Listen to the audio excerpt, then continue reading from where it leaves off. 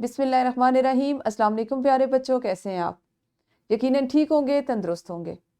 آپ سب واقف ہیں، ہم اس وقت پڑھتے ہیں اردو اور جماعت ہوتی ہے ہماری دوم۔ اس میں ہم نے اپنے جس سبق کا آغاز کرنا ہے، جیسا کہ آپ کو اس تصویر سے اندازہ ہو رہا ہے، آپ سمجھ پائیں گے کہ ہمارا آج کا سبق ہے بابائے قوم۔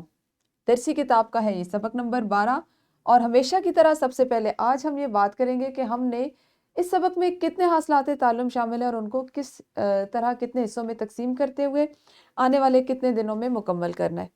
تو جیسا کہ آپ دیکھ رہے ہیں، ہم نے اس میں مجموعی طور پر 8 حاصلات تعلم پر کام کرنا ہے، اور تقسیم ان کی کچھ اس طرح سے ہوگی کہ سبق نمبر 12.1 اس دن ہم سیکھیں گے کلمہ اور محمل میں فرق کر سکیں۔ سبق نمبر 12.2 میں جن چیزوں کو آپ سیکھیں گے وہ ہوں گی واقعات، کہانیاں یا ہدایات سن کر اپنے رد عمل کا زبانی اظہار کر سکیں۔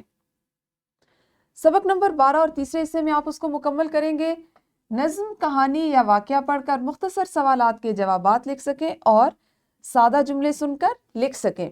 یعنی ہم اس دن زیادہ سے زیادہ جو ہماری سرگرمیاں ہوں گی یا جو وقت گزرے گا وہ لکھنے کی سرگرمیوں میں ہوگا۔ سبق نمبر 12.4 حروف الفاظ کو جوڑ توڑ کے ساتھ لکھ سکیں اور مخصوص ذخیرہ الفاظ کی زبانی املا لکھ سکیں، یعنی ایسے ذخیرہ الفاظ جو آپ کے سبق کا حصہ ہیں، اس نظم کا حصہ ہے، آپ ان کے املا کرنا سیکھیں گے۔ سبق نمبر 12.5 اپنے گھر اور اسکول کا پتہ لکھ سکیں اور تقریر میں جملوں کی ادائی، تلفظ، روانی اور لب و لہجے کا خیال رکھ سکیں۔